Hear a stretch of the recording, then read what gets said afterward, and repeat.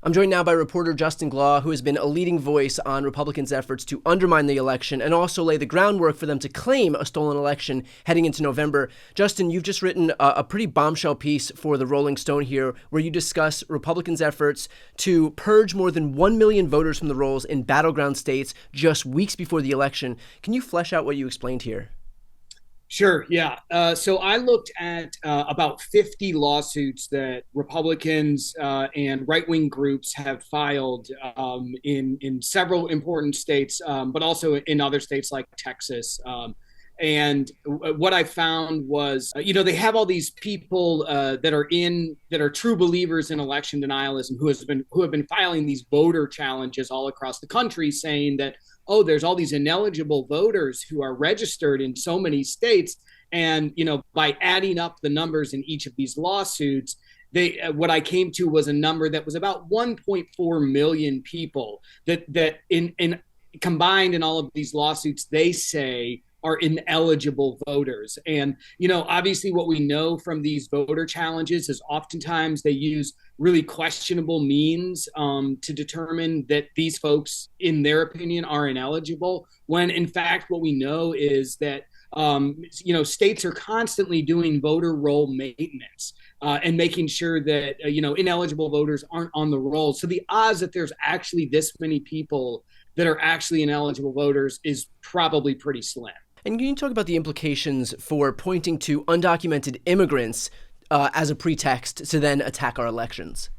Yeah, sure. So a handful of these lawsuits explicitly say that they have concerns that among these ineligible voters that they identify are sort of unknown scores of undocumented immigrants, what they refer to as non-citizens in these lawsuits, who are among these ineligible voters. So essentially what they're saying is, hey, in North Carolina, for instance, we think there's 225,000 people who are illegally or improperly registered to vote. And among those 225,000 are an unknown number of illegal immigrants, right?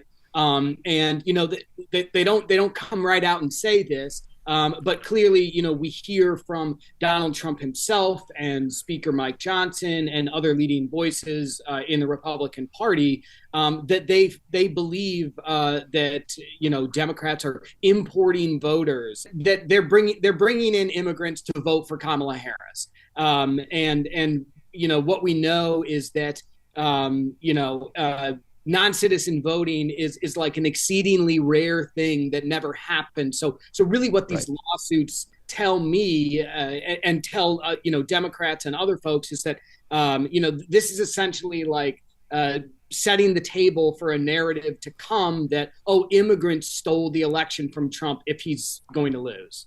Right. And they've been repeating these claims for years. I mean, Donald Trump still maintains that he won California, if not for all of those millions of undocumented immigrants who were voting in 2016 and 2020. I mean, the lunacy of these claims can't be overstated, but that doesn't still mean that they're not going to use this as a pretext to then cry fraud when it comes down to it. How have these efforts to actually disenfranchise voters doing when they've been put up to the test in courts, for example? Well, most of them are still pending, but there was last week, I think, a pretty important precedent that was set in one of these lawsuits that in Arizona. And that lawsuit was brought by America First Legal, which is, of course, Stephen Miller's organization that is sort of the legal arm of the Trump campaign and all of his associated policies and things like that. So, they sued in one of these lawsuits saying there's a bunch of ineligible voters. There's probably undocumented immigrants among those voters. And one of the things that the judge said in dismissing that lawsuit is something that should be pretty obvious to anybody who's familiar with the National Voter Registration Act and its prohibition on things like mass voter removal within what's called the quiet period of 90 days from an election. And the judge said, look, you guys had since 2022, when new voter list maintenance rules were enacted in the state of Arizona, to submit your challenges to that process and to say, oh, we believe that X number of voters should be purged from the rolls.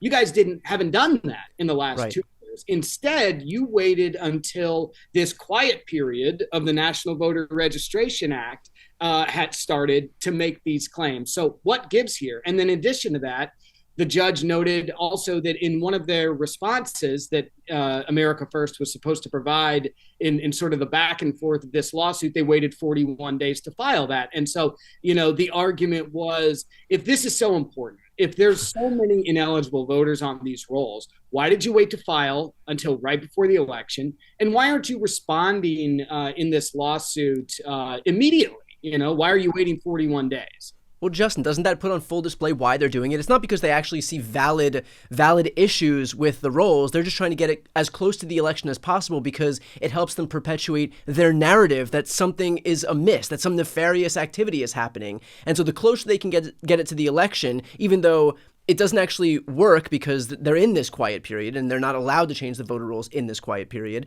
And by virtue of waiting even longer after their deadlines, because again, that gets us closer to the election, all that shows is that their whole goal here is just to get this as close to November 5th as possible because they're trying to use this as a pretext to cry fraud in the next election. Right. And one of the things that, and that's 100% correct. Like one of the things that a Harris campaign advisor told me is he noted the exact thing that the judge noted in Arizona. The Republicans in some cases are purposefully slow walking these lawsuits because they don't want them resolved by election day. They don't really have an actual desire to clean these rolls or to force, the North Carolina State Board of Election to clean these rolls before election day because, and this is where it gets into the realm of a little bit of, theoretical informed guesswork here. It's better for them to have an unresolved voter purge lawsuit in terms of a political narrative, because then they can say, oh, there was 225, ineligible voters, right. 225,000 in North Carolina. And so therefore, we don't really trust the results of North Carolina's votes. Right. And then that potentially gets into the whole issue of congressional certification and that members of Congress can claim that the votes weren't regularly given, under Article 2 and things like that. So, yes, they don't want these things resolved. It's more important for them from really a storytelling perspective than a legal one. Right. And also adding to that fact is that a lot of Republican states around the country have actually pulled out of ERIC, which is the organization where they share information between states to actually keep their voter rolls up to date. So they pull out of ERIC, where you can actually if somebody moves from one state to another, for example, you share that information between states, and this way the states can more easily clean their voter rolls. They pull out of that organization.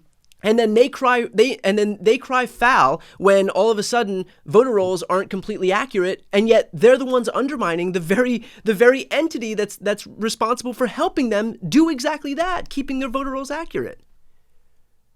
Right.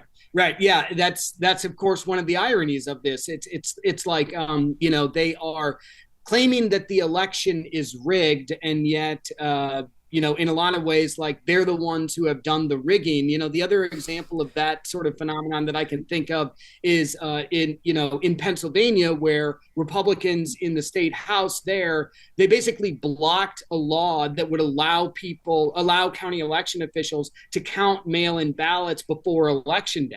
So, and Republicans blocked that, right? So what's going to happen on election night? Like, we know what's going to happen. They're not going to be able to count the mail-in ballots. It's going to look like Trump is winning. Then the mail-in ballots that are predominantly from Democratic voters are going to start rolling in just like they did in 2020. And then Trump and Republicans are going to go, oh, what's going on here? Oh, it's rigged. And it's like, you guys made this occur, this red mirage that's going to occur again. You made it occur, so you don't get to then say, oh, why is this happening? Perfectly put. And I think that's so important that people know what's happening, because look, a lot of people, especially low information voters, people who aren't paying attention to politics until right now, October, November of an election year, they're going to see that and they're going to say, well, okay, you know what? Yeah, sure, he might lie every now and then, but we can see that there's such vast numbers for Republicans, and then all of a sudden at as they continue counting ballots at 11 p.m., 12 a.m., 1 a.m., 2 a.m., the numbers are going more and more blue. Well, that's only by design. That is because the Republican legislature refused to allow mail-in ballots, which again are overwhelmingly disproportionately used by Democratic voters, to be counted. And so the first votes in are going to be election day votes, which are predominantly Republican voters, and then as they count more and more blue ballots, those totals will add up and they'll tilt the election toward Kamala Harris. And whether they have enough votes to actually for Kamala Harris to win remains to be seen, but those numbers are going to change and we will have a red mirage in the beginning. The more people who hear that and who recognize that that's going to happen and that it's not evidence of some nefarious activity, the better off we'll be, because we already know, especially in the aftermath of these hurricanes, how easy it is for these Republicans to just bury Americans under an avalanche of disinformation. And clearly that was a test run for what we're about to see in November. So with that said, again, as I mentioned before, Justin, you've been a leader on this kind of stuff right now and what to expect as we head toward November. Where can my viewers read more from you? I run a Substack called American Doom. It's at american-doom.com. All right, and I'll put the link right here on the screen and also in the post description of this video. Justin, thanks for the work and for taking the time today. Thank you.